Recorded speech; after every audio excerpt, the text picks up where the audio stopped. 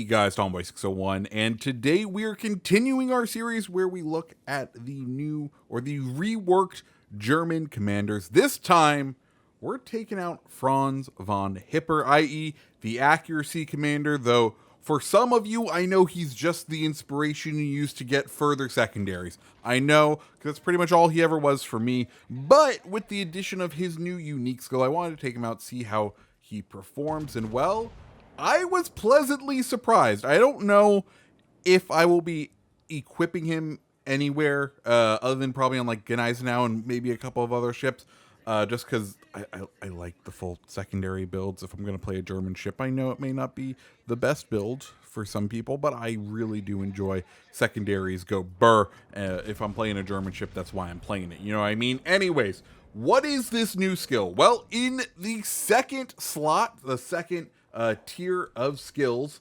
we now have Knight's Spirit. And what Knight's Spirit is going to do is it's going to boost your main battery's damage based on what ships you are targeting. For battleships, it's going to boost that damage up to 12%.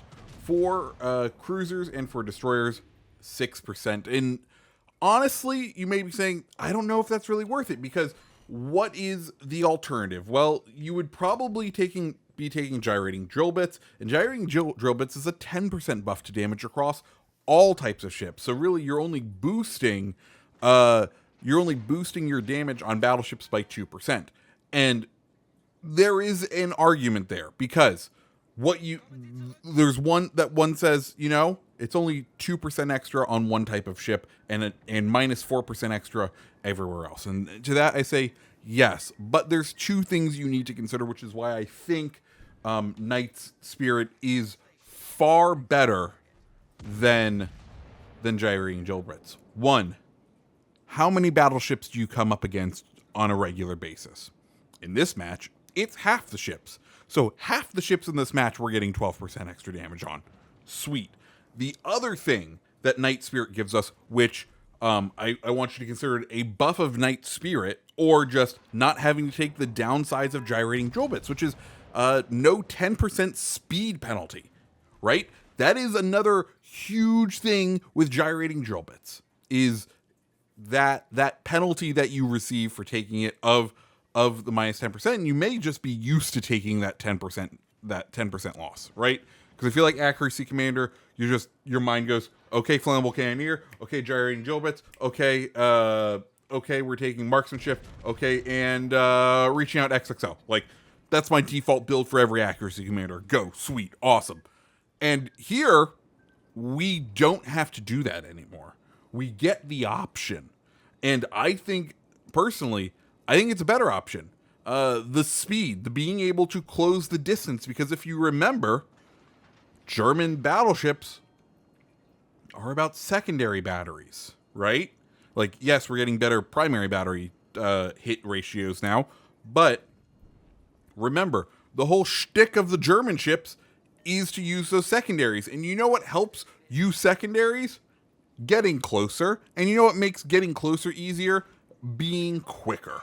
So I would say I think this is a great buff for the Gneisenau to take Knight's Spirit, just because it's going to allow you to get closer. It's going to allow you to keep up with your more agile teammates. It's going to allow you to apply pressure, to push in, to retreat when you need to.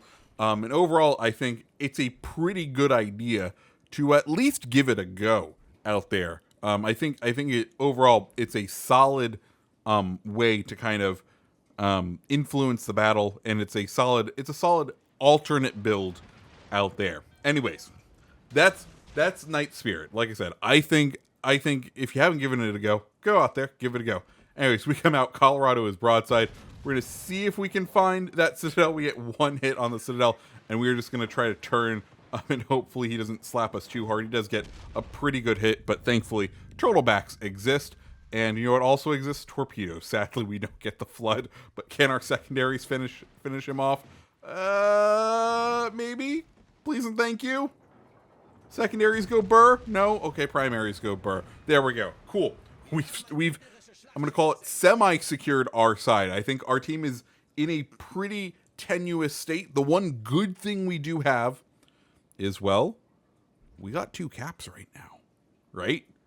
If we can hold B and C, which, holding B, especially with what ships we have that are currently in play, we have a fairly good chance of winning this whole match. The reason for that being, look at the position of the enemy team, right? We got a Scharnhorst in the back. We got a destroyer somewhere not in C, but somewhere out there, and then the majority of their other ships are down in A. We have a pretty good chance at this match so far, and we're all tied up on ships. So what can we do? Well, first we're gonna have to deal with the Scharnhorst, and I think the way we're gonna do that is wait for him to get behind this island, and then use that speed, push in, get those guns rotated. Once he's behind that island, we should be able to kind of show off a bit more broadside, and not really worry about his guns. As more shells come in this way, we're able to bounce pretty much all of them, and then go ahead and make that turn. Thankfully, we don't need to really be worried about his torpedoes, but we should kind of be on the lookout. And then someone else is catching our eye at this point. Fuso sitting out there, pretty broadside. And you know what? We have an accuracy build. Let's see what this accuracy build can do. One thing we do need to note right now is, well, we are continually being spotted, and that is a bad thing, because it means that destroyer is around and about. You know what I mean? He's in the area, and if he's in the area, and well, at this moment we're kind of sharing a grid square with a lot of other battleships between. Those torpedoes are going to come by us. We're going to want to modulate our speed and avoid them. Thankfully, torpedoes don't come near us. I don't think we were the intended target on those, but thankfully we are able to kind of skirt them. Fuso still sitting broadside to us. Of course, we're sitting broadside to him, so it's kind of a match of whose shells are going to land where and when. And, well, we get 2 citadels, which is always a good sign. This large island begins to block us from the Fuso. As far as what our plan is now, we're going to try and get around this island as we drop spot for the first time. We'll see if we can get our shells around this island, and see, because he's still backing up. So we should be able to sort of meet him in the middle, if you will, as far as these shells go. He throws on the gas. Torpedoes coming in at us. We're going to try to start maneuvering as we take another good hit out of him, but unfortunately, one of those torpedoes does end up finding its way and taking a good chunk of our health. And at this point, I am very much exposed. So we're just going to try to take down this Fuso, and hopefully, because we've been controlling this match as we have, as you can see, we're up by nearly double the points as we take out this Fuso. We should be able to do, our team should be able to wipe them out, but we're not long for this world. But anyways, guys, that's Gneisenau with Hipper. Like I said, I think he performs incredibly well. I think you should go out there, give it a try. It's a ton of fun. And if you like the video, hit the like button, hit the subscribe button, and I hope you have a fantastic rest of your day. See ya.